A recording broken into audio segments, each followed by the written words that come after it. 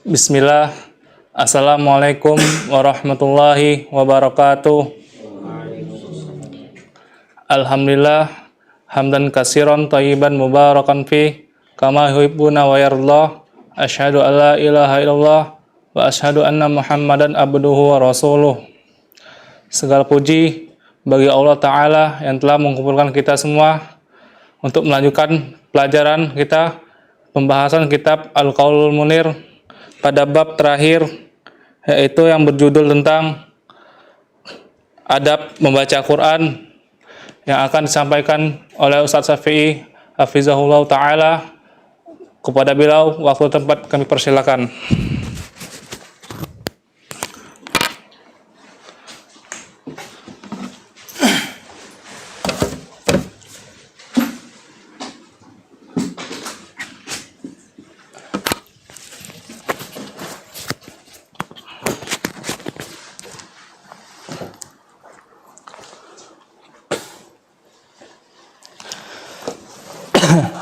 Assalamualaikum warahmatullahi wabarakatuh.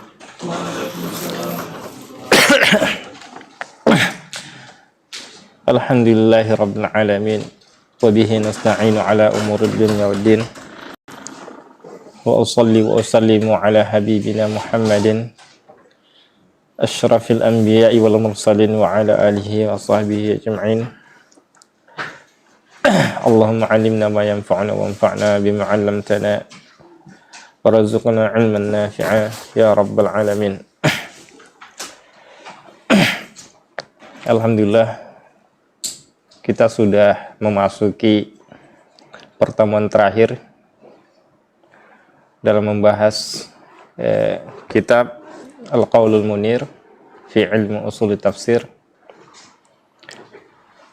dan kita akan membahas pada pertemuan ini yaitu tentang adabu tilawatil Qur'anil Karim, adab-adab membaca Al-Qur'anul Karim. Di antara adabnya adalah minha an yata'awwada al-qari'u qabla al-qira'ah. Di antara adabnya yang pertama adalah seorang yang ingin membaca Al-Qur'an hendaknya dia berta'awud, atau yaitu membaca a'udzu billahi minasyaitonir rajim. Kemudian wa an yakuna ala taharatin kamilah. Jadi seorang yang membaca Al-Qur'an itu hendaknya dalam keadaan suci yang sempurna, artinya bukan dalam keadaan berhadas kecil atau hadas besar.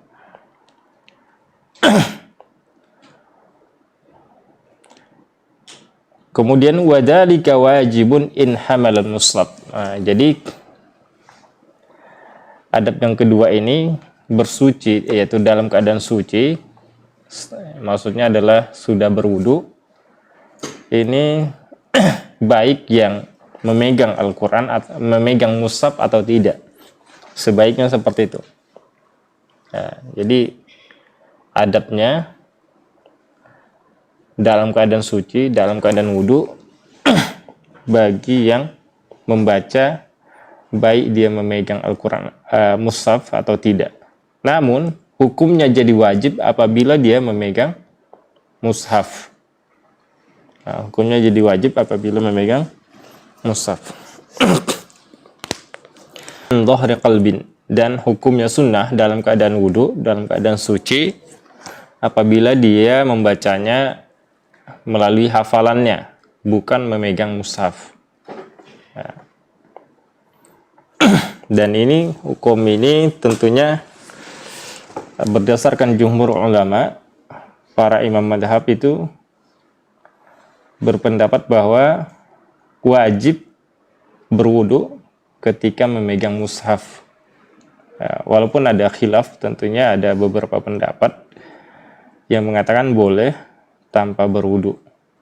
Di antaranya adalah pendapat Al-Zahiri, madhab Al-Zahiri.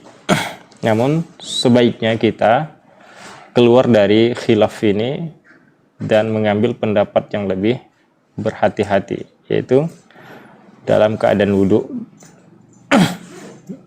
dalam keadaan wudhu apabila memegang mushaf.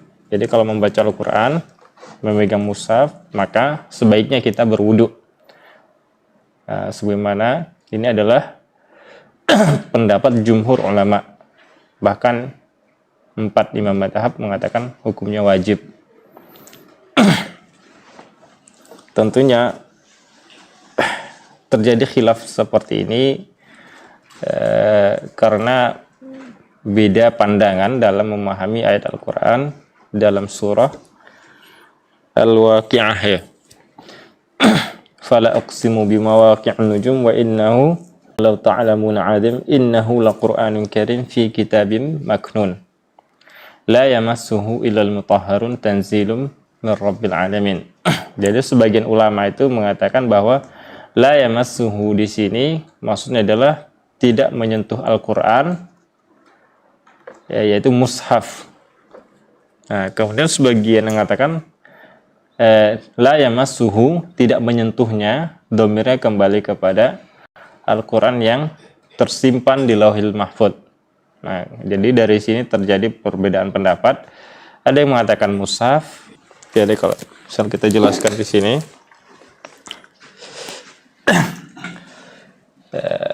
apa tadi ayatnya? Fala uqsimu bimawaqi'in nujum innahu laqasamun law ta'lamuna 'adzim wa innahu laqur'anun karim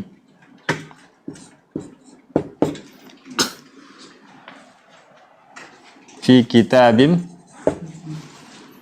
habis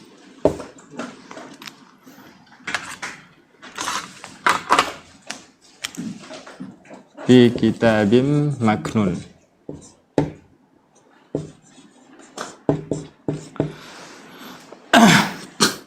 La yamassuhu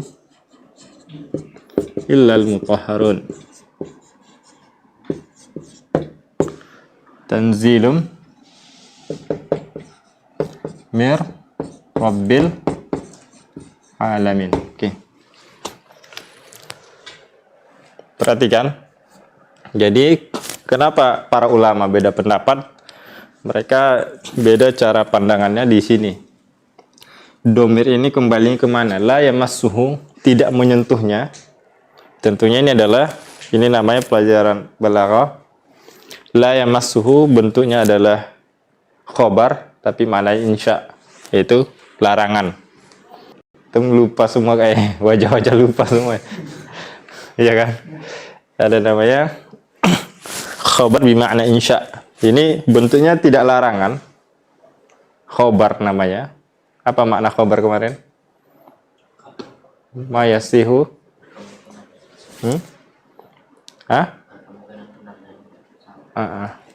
Mahtamala sidqan aw kadiban lidatihi. Yang memiliki kemungkinan benar atau bohong. Jujur atau bohong. Nah, ini itu khobar ini. Karena dia bukan bentuknya perintah, bukan bentuknya larangan. Tapi maknanya larangan, la yamassuhu.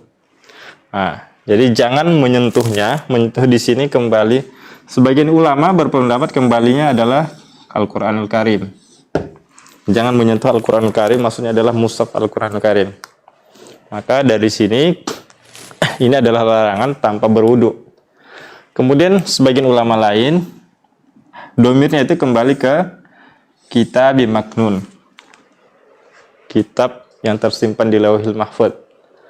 Makanya akhirnya apa? Makna mutahharun di sini juga beda. Ada yang mengatakan malaikat. Ada yang mengatakan ya mutatahhirun, orang yang bersuci. Paham ya? Paham nggak ini? Hah? Insyaallah. Jadi ulama yang mengatakan domirnya kembali ke Al-Quran, maka ini adalah larangan bagi siapapun yang menyentuh Al-Quran dalam keadaan tidak bersuci, karena setelahnya adalah al-mutatahharun. Ini maksudnya adalah orang yang bersuci. La yamassuhu illal mutahharun, tidak boleh menyentuh Al-Qur'an itu kecuali orang yang sudah bersuci. Itu kalau pendapat jumhur ulama. Jumhur ulama. Jumhur ulama.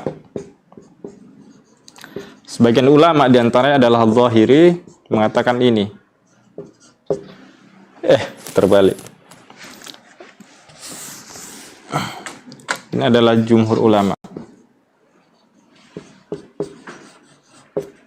Ini adalah Zahiri. Jadi domirnya kembali ke Al-Quranul Karim menurut jumhur ulama. Akhirnya konsekuensinya makna al-mutahharun selanjutnya adalah orang yang bersuci. Kemudian yang mengatakan domirnya kembali kepada Al-Quran yang tersimpan di Lauhil Mahfudz, Kitabun Maknun, tersimpan, maka konsekuensi setelahnya adalah makna mutahharun di sini adalah para malaikat. Nah, jadi itu artinya apa? Pendapat ini membolehkan orang yang menyentuh Al-Quran itu tanpa suci, karena yang mutahharun di sini maksudnya adalah malaikat. Paham ya? Oke. Kemudian dikuatkan lagi pendapat jumhur ini adalah setelahnya adalah tanzil. Ada kata tanzil, turun dari Tuhan semesta alam. Nah, kalau misalnya ini fi kitabim maknun la yamassuhu, tidak akan menyentuhnya Al-Qur'an yang di Lauhil Mahfudz itu adalah kecuali malaikat. Seharusnya di sini katanya mahfudz, yang tersimpan. Nah, tapi kalau di sini sudah turun, artinya ini yang turun, sudah turun. Bukan yang tersimpan tadi. Paham nggak ini? Belum ya? Bagus ini. Jadi perhatikan ada dua pendapat di sini.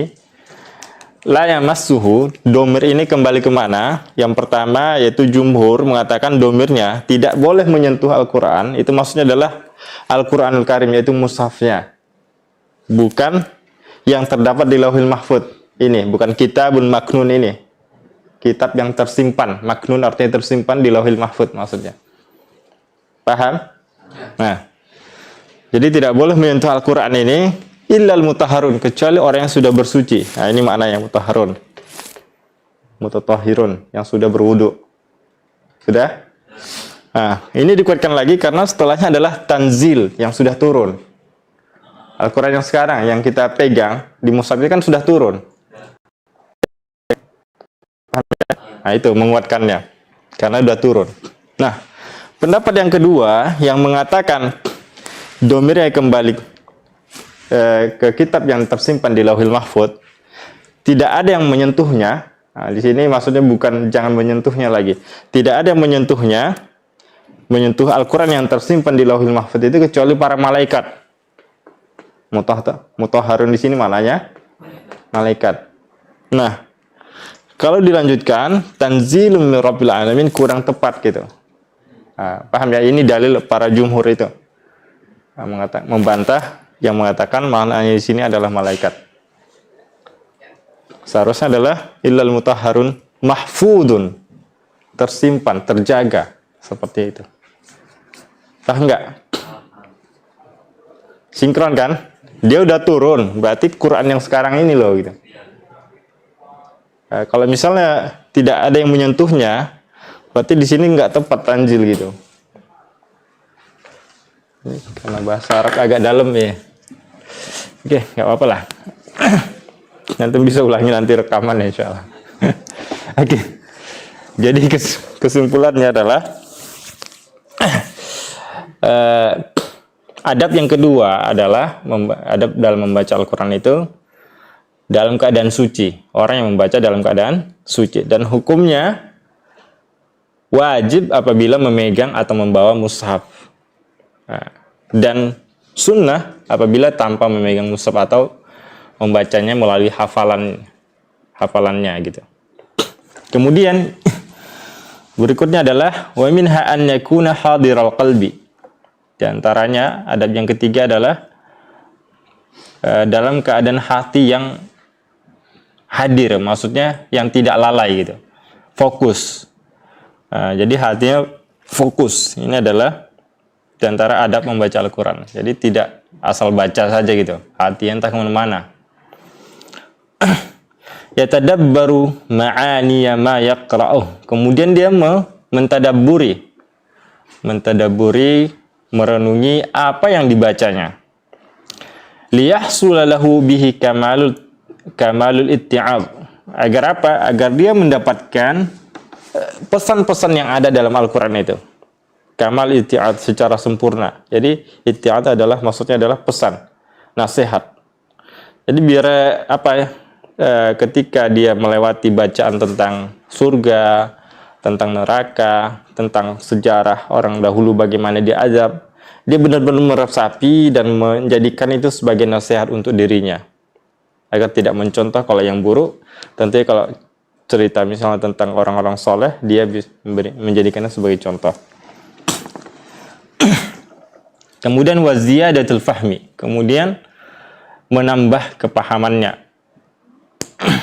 Jadi untuk apa dia tadi mentadaburi? Agar dia semakin paham makna dari apa yang terkandung dari Al-Quran. Kemudian wa mudha'afatul ajri was thawab, agar ketika dia mentadaburi, dia mendapatkan pahala yang berlipat-lipat. Walau lam yafhamil ma'ani, meskipun dia tidak paham maknanya. Jadi ketika dia mentadaburi, walaupun dia tidak paham makna secara detail kayak ayat ini tadi, kan jarang banget orang yang paham ya ayat seperti ini. Apalagi terjadi khilaf gitu, agak sulit memahaminya. Kemudian bal yaqra mujarrada tilawah. Bahkan boleh membacanya itu hanya sekedar baca aja gitu, tanpa harus merinci maknanya satu-satu gitu. Fa innahu yu'jaru wa yustab, maka orang yang membacanya tadi mendapat pahala dan mendapatkan ganjaran. Kenapa? Li'anna al-Qur'ana al-Karim muta'abbadun bitilawatihi, karena Al-Quran yang mulia ini membacanya adalah bernilai ibadah. Muta'abbadun bitilawatihi, dia beda dengan bacaan yang lain. Seperti hadis juga, kalau membacanya tidak seperti Al-Quran. Kalau membaca, apalagi baca selain hadis gitu. Jadi membaca Al-Quran ini secara khusus dia bernilai ibadah. Itu artinya posisinya sama kayak ibadah yang lain gitu. Memiliki nilai ibadah. Tidak seperti bacaan yang lain, hadis maupun tafsir, fikih dan seterusnya. Ini yang menjadikan Al-Quran ini mempunyai nilai plus dibanding bacaan-bacaan yang lain. Kemudian pamujarradu tilawatihi ibadatun yusabu 'alaiha. Jadi cuma sekedar membacanya itu menjadi ibadah dan mendapatkan pahala. Sekedar membaca saja. Walaupun misalnya tanpa ditadaburi. Tapi tentunya kalau ditadaburi tentu ada nilai tambahannya, ada pahala tambahannya. Wa fahmul ma'ani, dan memahami maknanya. Wa tadabbur amrun akhar. Wa fahmul ma'ani wa tadabbur amrun akhar. Nah, jadi kalau sekedar membacanya aja dapat pahala, artinya apa? Tadabbur dan memahami makna-makna Al-Quran itu ada pahala tersendiri gitu. Tambahannya lagi gitu. Yusabu alaihi sawaban zaidan. Nah, itu mendapatkan pahala tambahan ala sawabit tilawah, dari pahala bacaan. Jadi kalau membaca Al-Quran cuman baca aja, walaupun misalnya kita tidak paham maknanya, tidak mentadaburi, itu sudah dapat pahala.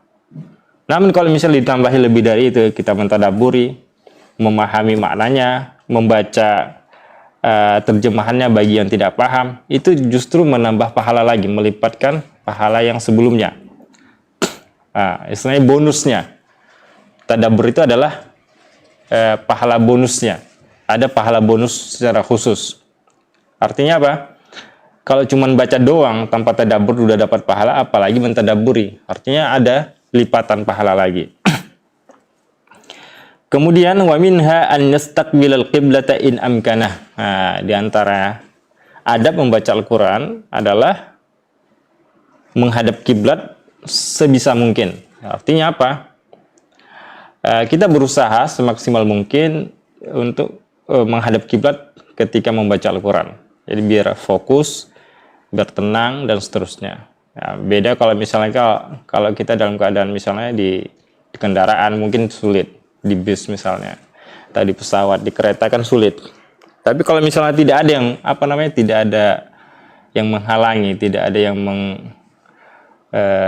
tidak ada sesuatu yang membuat kita untuk menghadap kiblat, ya sebisa mungkin menghadap kiblat gitu. Nah, karena ini adalah termasuk adab membaca Al-Qur'an. Kemudian wa minha an yakuna jalisan in amkanah. Nah, di antara adab membaca Al-Quran juga adalah duduk sebisa mungkin. Artinya kita berusaha, kalau nggak bisa mungkin ya berdiri juga tidak apa-apa. Tapi tentunya lebih beradab ketika kita dalam keadaan duduk membaca Al-Quran. Kemudian wa minha at-tartilu fil qira'ah hatta takuna al-qira'atu mufassaratan harfan. Nah, kemudian diantaranya adalah membaca Al-Quran secara tartil, artinya makhorijnya jelas, sifatnya jelas, harokatnya jelas, kemudian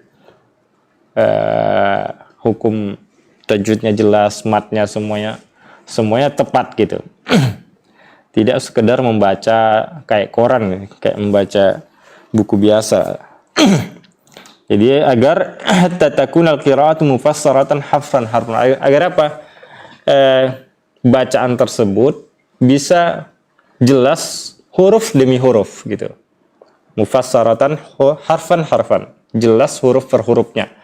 Jadi tidak sekedar membaca saja akhirnya ada yang hurufnya tuh setengah ucapan dia gitu, atau kurang tepat bacanya. Membaca misalnya ghairu jadi khairu, atau misalnya misalnya hada jadi hada, itu kan kurang tepat. Nah, makanya diantara adab membacanya adalah membacanya secara tartil. Kemudian wa minha an naqra'a fil mushafi walau kana yahfaz an zahri qalbin. Nah, di antara adabnya adalah meskipun kita hafal tapi memang sebaiknya membacanya pakai mushaf, melihat dari mushaf. Agar apa? Liyanala ajrani, agar mendapatkan 2 pahala. Ajrul qiraah wa ajrun nazar fil mushaf. Pahala pertama pahala membaca, yang kemudian pahala yang kedua adalah pahala melihat mushaf. Nah, jadi beda kalau misalnya antum membaca melalui hafalan. Nah, itu hanya mendapatkan hafalan bacaan saja, tidak mendapatkan pahala melihat dari Al-Quran. Jadi melihat Al-Quran itu ada nilai tambahannya lagi, seperti itu. Ini beberapa adab yang dianjurkan. Kemudian wa minha an yakuna fi mahallin tahirin la'iqin bi hurmatil Qur'anil Karim, ba'idin 'anil rawaih al-karihah wa 'anil mawadhi'i al-khasisah. Di antaranya adalah memilih tempat yang suci, la'iq bi hurmatil Qur'anil Karim, yang cocok, yang pantas untuk Al-Qur'an. Jadi tidak sembarang tempat. Misalnya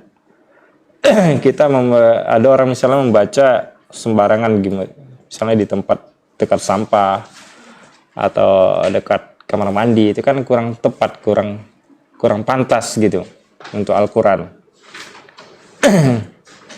Jadi hendaknya kita memilih tempat yang suci, bukan hanya sekedar suci, tapi pantas juga untuk Al-Quran, di mana Al-Quran itu dibaca. Jadi tidak sekedar hanya memilih tempat suci misalnya, tapi di sekitarnya agak ada aroma yang tidak enak gitu.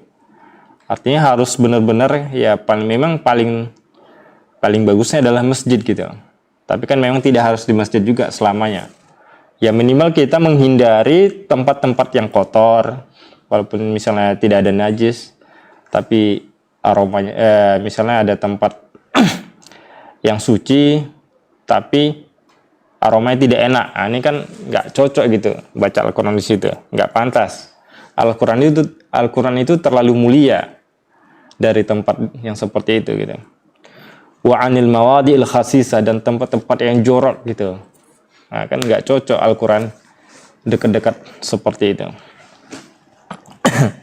Kemudian di antara adab baca Al-Quran adalah an yastash'ira adabahu wa akhlaqahu allati tamurru bihi 'inda tilawah. Yaitu merasakan atau menerapkan adab-adab dan akhlak yang dilewati ketika membaca Al-Quran. Artinya apa? Ketika kita misalnya membaca Al-Quran, bagaimana adab Nabi SAW, bagaimana cara bermuamalah Nabi, cara bermuamalah Nabi Musa, Nabi Nuh, kemudian Nabi Ibrahim, apalagi kisah-kisah Ibrahim, bagaimana dia beradab kepada ayahnya walaupun dia kufur gitu, walaupun dia kafir gitu. Ini kan ada pelajaran penting di situ. Jadi tidak hanya sekedar belajar, membaca, tapi menyerapi pesan yang ada dalam Al-Quran, kemudian mempraktekkannya. Nah, kayak misalnya Ibrahim ketika diusir, dia tidak marah-marah gitu. Ketika diusir oleh ayahnya dari rumahnya, dari kampungnya, ya dia tidak marah-marah, justru mendoakan ayahnya gitu. Ini yang perlu kita contoh, perlu kita ambil pelajaran ketika kita melewati bacaan-bacaan yang seperti ini. Bagaimana misalnya Nabi Nuh ketika dia berusaha menolak anaknya, kemudian bagaimana Nabi Musa berdakwah walaupun dalam keadaan ucapannya kurang jelas gitu, tetap semangat gitu. Kemudian bagaimana Isa alaihissalam kepada ibunya, dia adalah orang yang siddiq. Kemudian Ismail, bagaimana ketika dia mendapatkan kabar bahwa dia akan disembelih oleh ayahnya, dia tidak melihat apa yang harus dialaminya. Yang penting itu adalah perintah, dan itu muncul dari wahyu yang diterima oleh ayahnya. Selain dia patuh kepada Allah, patuh kepada orang tua, meskipun apapun akibatnya, nyawa pun tidak masalah gitu. Sampai dia udah siap gitu, disembelih gitu. Di situ bagaimana kita, artinya apa? Kita mengambil pelajaran dari cerita itu, bahwa apapun resikonya ya berbakti kepada orang tua itu tidak ada ini alasan gitu, tidak perlu banyak alasan gitu, patuh saja gitu. Kemudian wayan ya at-takhalluq biha hatta yakuna muqtadiyan bi Rasulillah SAW. Kemudian meniatkan berakhlak, memiliki akhlak, hatta yakuna muqtadiyan bi Rasulillah, sampai kita itu benar-benar mencontoh, meneladani Rasulullah SAW. Faqad kana khuluquhu Al-Quran. Nah, Nabi itu akhlaknya adalah Al-Quran itu, karena isi Al-Quran secara semua itu baik semua. Seperti itu. Kama fil hadis sahih, sebagaimana yang dijelaskan oleh Aisyah dalam hadis sahih. Ketika Ibunda Aisyah radhiyallahu anha ditanya bagaimana akhlak Nabi, beliau mengatakan kana khuluquhu Al-Quran. Nabi itu adalah kayak Al-Quran berjalan gitu. Ya, Al-Quran itu kan mulia sekali. Al-Quran itu terlalu sangat mulia. Begitulah sifat Nabi. Begitulah akhlak Nabi sallallahu alaihi wasallam. Kemudian wa minha alla tamurra bihi ayatu rahmatin illa sa'alallahu rahmah. Jangan sampai melewati ayat tentang rahmat kecuali kita meminta rahmat kepada Allah Subhanahu wa taala. Wala ayatu azabin illa ista'ada billahi minal adab. Dan juga ketika melewati ayat tentang adab, tentang neraka, tentang siksa, kecuali kita beristi'adzah, memohon perlindungan dari Allah Subhanahu wa taala dari azab tersebut. Memohon perlindungan kepada Allah dari azab tersebut. Jadi ya, ini menunjukkan bahwa kita itu kalau sudah praktekkan seperti ini, ya tentunya ini adalah salah satu indikasi bahwa kita itu mentadabburi isi Al-Quran. Kan banyak sekali misalnya kalau rahmat, tentang rahmat bagaimana misalnya Allah memberikan rahmat kepada pemuda-pemuda Ashabul Kahfi misalnya, di umur masih muda tapi Allah melindungi hati mereka dari kesyirikan. Itu kan nikmat sangat luar biasa gitu. Di mana fitnah zaman saat ini ya pemuda itu adalah banyak yang lalai gitu.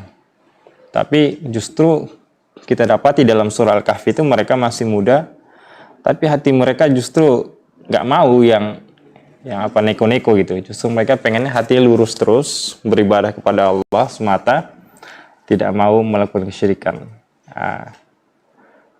Artinya apa? Kita lihat praktek saat ini ya pemuda itu ya apa namanya, nggak peduli gitu. Masalah syirik, masalah tauhid itu nggak peduli sama sekali. Kemudian ketika misalnya tentang adab, ketika misalnya Nabi Lut misalnya, Nabi Lut juga, Nabi Nuh, Nabi Ibrahim, ya, Nabi Saleh, Nabi Hud juga, di mana kaum-kaum mereka itu hampir rata-rata mendapatkan langsung adab dari Allah Subhanahu wa taala. Seperti misalnya Nabi Nuh, kaumnya ditenggelamkan. Iya, nggak terbayang misalnya iman kita itu ya sama kayak iman-imannya kaum Nabi Nuh gitu. Ya, mungkin kita kalau hidup di zaman mereka ya kita bakal tenggelam juga. Nah, itu harus kita bandingkan, kita ukur. Kayak misalnya Nabi Lut misalnya. Wah, serem banget. Sekarang ini apalagi prakteknya banyak sekali kan. Justru banyak yang bangga gitu jadi LGBT. Jadi kalau mereka hidup di zaman dulu alhamdulillah langsung gitu. Punishment-nya istilahnya. Hukumannya langsung. Ketika para malaikat memberitahu Nabi Lut bahwa akan didatangkan adab, kemudian Nabi Lut itu langsung keluar kampungnya sama keluarganya kecuali istrinya tinggal. Istrinya terlibat istilahnya Allah alam apakah dia LGBT juga atau tidak, tapi dia termasuk orang yang mendukung gitu, makanya dia kena adab juga. Nah, artinya apa? Akhirnya apa? Falamma jaa amruna ja'alna 'aliyaha safilaha. Ketika sudah tiba waktunya perintah kami datang, ja'alna 'aliyaha safilaha. Akhirnya apa? Allah balikan yang atas ke bawah, yang bawah ke atas gitu. Gimana itu buminya itu? Nggak terbayang. Wa amtarna 'alaiha hijaratan wa amtarna 'alaiha hijaratan min sijilin mandud. Kemudian bukan cuman dibalik aja buminya, tanahnya, tapi wa amtarna 'alaiha hijarah, kami taburkan, kami lemparkan ke mereka itu batu-batu panas gitu. Dari tanah yang panas sekali. Nah, itu alhamdulillah mereka itu kan langsung gitu mendapat adab. Karena kelihatan langsung. Nah, yang jadi masalah ketika itu masih saja misalnya saat ini ada orang yang masih mendukung LGBT misalnya, kan sangat disayangkan gitu kalau misalnya hukuman yang diterima oleh kaum Lut itu terjadi juga saat ini gitu. Berapa banyak yang kena gitu. Yang selamat itu cuma berapa orang aja, Nabi Nuh sama anak-anaknya. Sampai istrinya aja udah kena gitu. Nah, jadi kita semoga beristi'adzah kalau misalnya membaca atau melewati bacaan seperti ini. Wa minha an yulahidha fi qira'atihi al-ahkam at-tajwidiyah fa yatabbiqaha fi falyata'allamha min ahliha. Jadi di antara adabnya adalah tentunya memperhatikan hukum-hukum tajwidnya Fayatabbiqaha, kemudian mempraktekkannya. Nah, di sini kita alhamdulillah ada namanya MBB ya kan. Itu anak kira sudah cukup bagus itu untuk basic gitu, untuk dasar itu sudah sangat bagus ya. Karena itu katanya itu adalah gabungan dari beberapa metode. Sebenarnya intinya sama. Kayak ada namanya Al-Qaidah Nuroniyah, itu bagus sekali itu. Tapi tentunya mengajarnya juga harus jelas, punya sanad. Maksudnya kenapa kita harus punya sanad? Ya tentunya biar ini bacaan ini tepat turun temurun gitu. Tidak hanya sekedar bisa baca, tapi sesuai gitu, turun temurun. Itu di sini keunggulan sanadnya. Tapi kalau misalnya ada orang belajar mandiri, apalagi namanya istilahnya apa namanya? Otodidak, itu anak yakin hampir 100% salah semua. Karena nggak bisa belajar Al-Quran itu, cara baca itu nggak bisa otodidak. Harus ada guru. Nggak bisa. Walaupun dia paham bukunya semuanya, dia hafal matan-matannya, tapi nggak ada gurunya, hampir bisa dipastikan 100% apa yang dibacanya salah. Karena itu bukan teori, itu adalah praktek. Seperti itu. Cara baca Al-Quran itu bukan misalnya dia hafal misalnya mat lazim berapa harokat, bukan itu yang paling penting. Yang paling penting adalah cara pengucapannya itu, mad jaiz berapa harokat, bukan menguasai jumlah-jumlahnya itu. Misalnya ain itu keluar dari tengah tenggorokan, bukan masalah di situ, tepat enggak diucapkan, itu yang paling penting. Kemudian setelah itu baru teori itu justru nomor 2 gitu. Nomor 1 itu praktek dulu, artinya talaki namanya. Talaki dulu, baru kalau untuk memperdalam, belajar teorinya, berlebih matang lagi. Jangan terbalik gitu.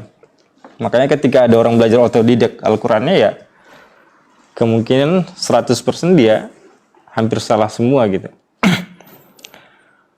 Fa'in lam yakun ya'rifuha falyata'allamha. Jadi bagi orang yang tidak tahu, ya tentunya harus belajar gitu. Maka hendaknya dia belajar dari ahlinya. Nah, belajarnya juga ahlinya, bukan sekadar misalnya umurnya tua. Nah, yang paling kasihan itu ya kita tuh kekurangan dai, kekurangan pengajar Al-Quran gitu. Akhirnya apa? Ketika kita mendapati banyaknya anak-anak, ya mereka tuh belajarnya nggak ada yang ngajari gitu. Akhirnya ujung-ujungnya siapa yang dituakan gitu. Yang dituakan belum tentu bisa. Nah, ini PR besar kita itu adalah kurangnya dai gitu. Kurangnya dai yang bisa mengajarkan Al-Quran. Apalagi ke pelosok-pelosok itu sangat minim sekali orang yang bisa mengajarkan Al-Quran. Mungkin mereka tuh belajar, tapi bukan pada ahlinya gitu. Yang ngajarnya belum tentu bisa gitu. Nah, ini paling sedihnya di situ. Akhirnya gurunya salah, murid-muridnya juga ikut salah bacaannya. Kemudian wa minha an yatajannabal takalluf fi shauti halal qiraah. Nah, di antaranya adalah menghindari takalluf. Yaitu takalluf itu adalah mempersulit diri. Artinya bacaannya itu kayak apa namanya? Suaranya kayak didengung-dengungkan, lebay banget gitu. Kira-kira takalluf itu gitu, berlebih-lebihan. Menghindari berlebih-lebihan dalam suara. Suaranya keras, tinggi gitu. Itu nggak perlu. Kemudian alla yaqra al-Quran bi ghairil arabiyyah. Nah, hendaknya jangan membaca Al-Quran itu dengan selain bahasa Arab. Artinya baca Al-Quran ya pakai bahasa Arab. Ya karena sekarang orang tuh banyak yang membaca Al-Quran itu ya terjemahan gitu. Yang dibaca hanya terjemahan saja, rutin tiap hari. Apalagi alhamdulillah sekarang kan banyak semacam gelombang mu'allaf gitu istilahnya. Makin banyak. Karena mereka nggak bisa baca pakai bahasa Arab, mereka ambil terjemahan aja gitu. Nah, itu bagus, tapi sebaiknya mereka harus pelajari juga, jangan istilahnya cuman gitu. Itu bagus untuk pemula, misalnya membaca isinya, yang penting paham kan isinya, tapi jangan selamanya gitu, paham ya?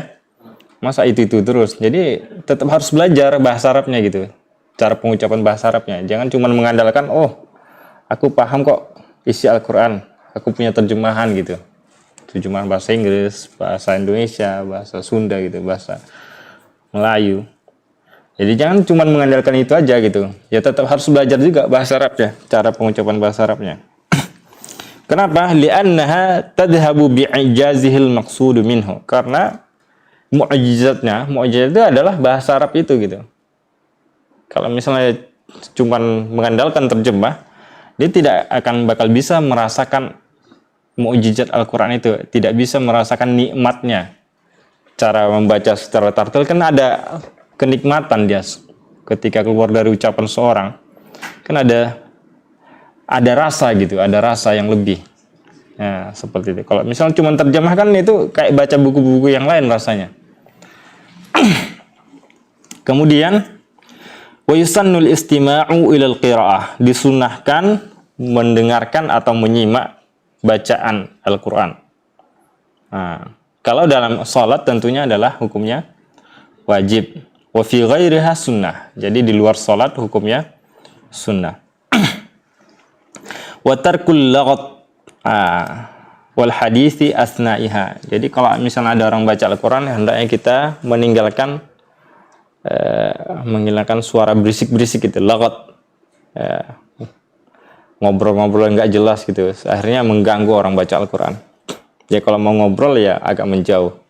Tapi misalnya ada orang baca Al-Quran, nimbrung di situ ngobrol panjang lebar kan, akhirnya berisik suaranya.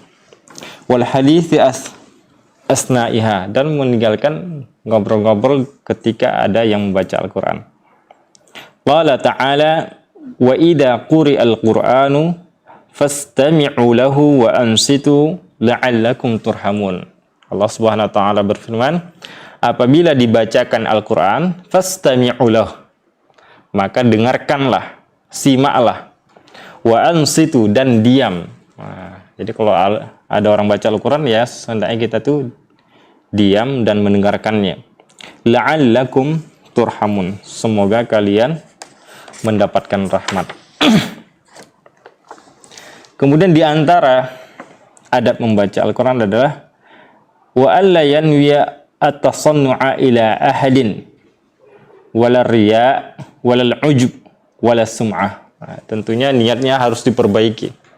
Jangan berniat untuk misalnya membacanya untuk orang lain. Misalnya membacanya caper gitu ya dah. Caper misalnya, mentang-mentang udah suaranya bagus gitu ya, akhirnya caper. Ini kan bahaya banget itu ya, akhirnya riya dia, akhirnya ujub.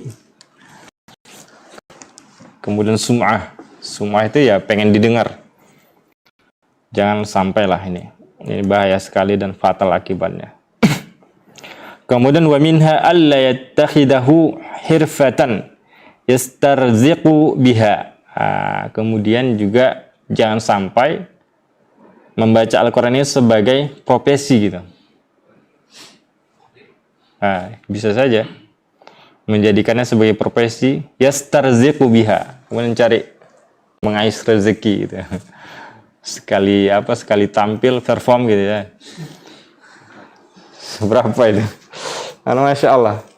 Itu bingung juga ya, wallah alam. Mungkin mereka perlu diajak diskusi gitu ya. Enggak, bukan gitu. Masya Allah banyak ya, itu dia sudah baca Al-Qurannya bagus dan terusnya.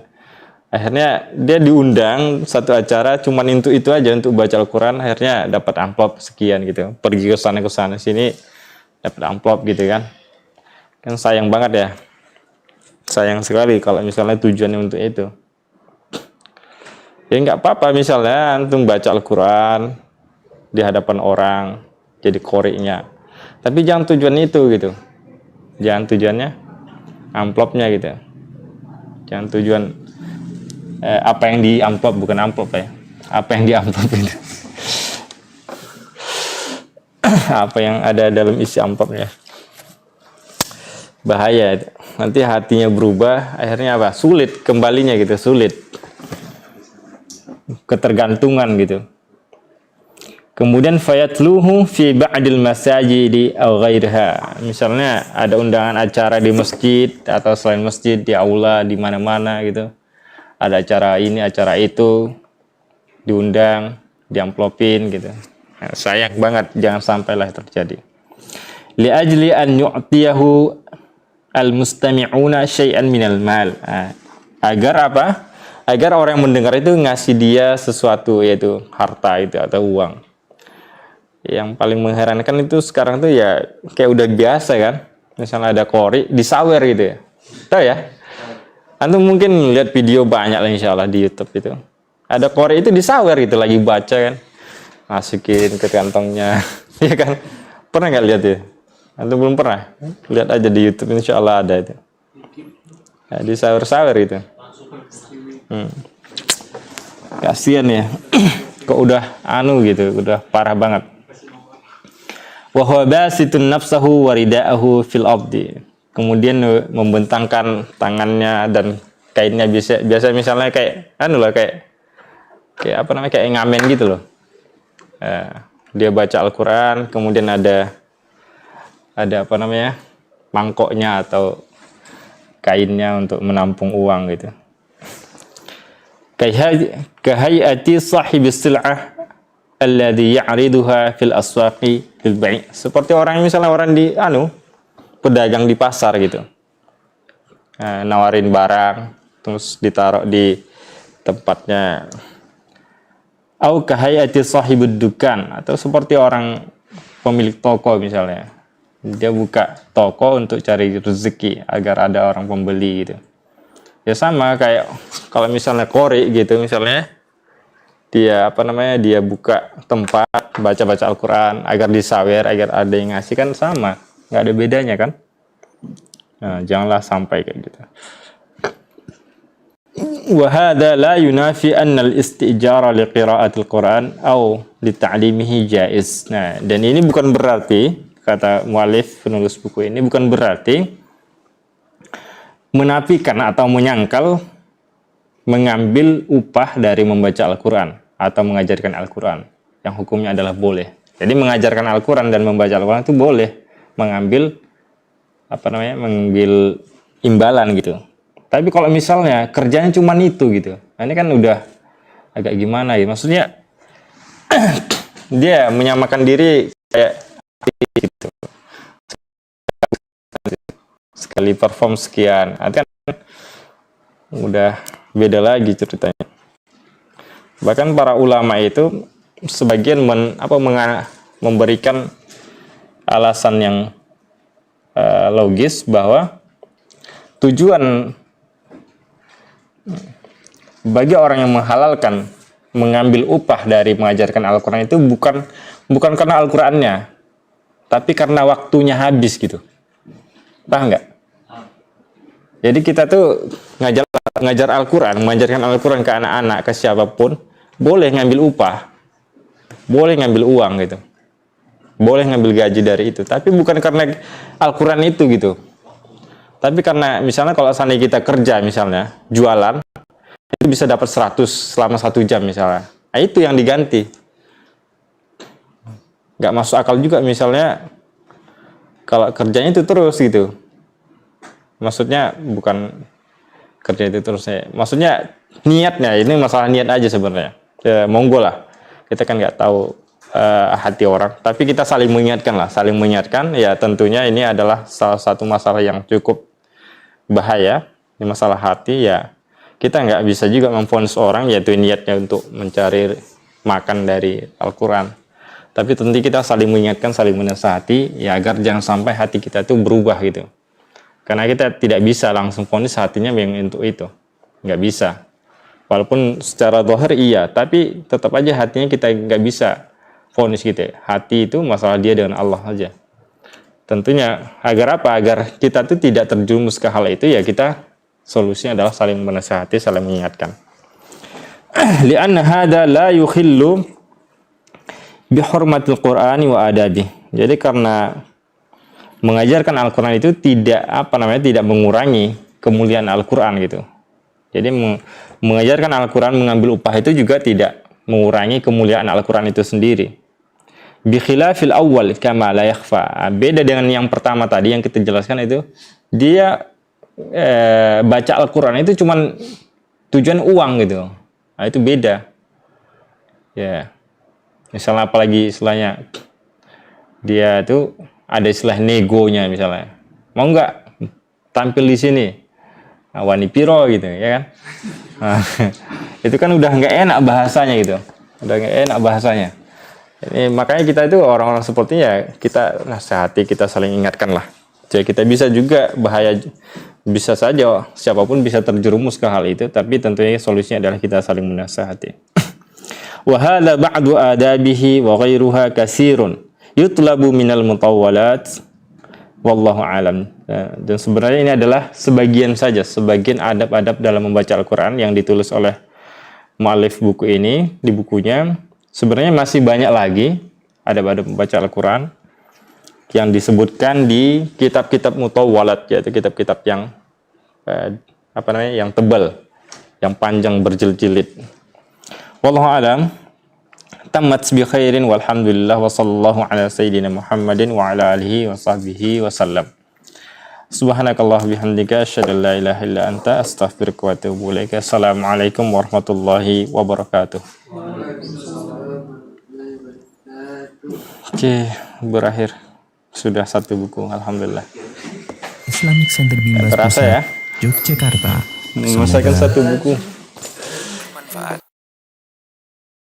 Sahabat dakwah Binbas TV, Anda baru saja menyaksikan siaran dari channel pendidikan dan dakwah Binbas TV, dipancar luaskan langsung dari Pondok Pesantren Islamic Center Binbas Pusat, Yogyakarta. Semoga bermanfaat. Sahabat dakwah Binbas TV,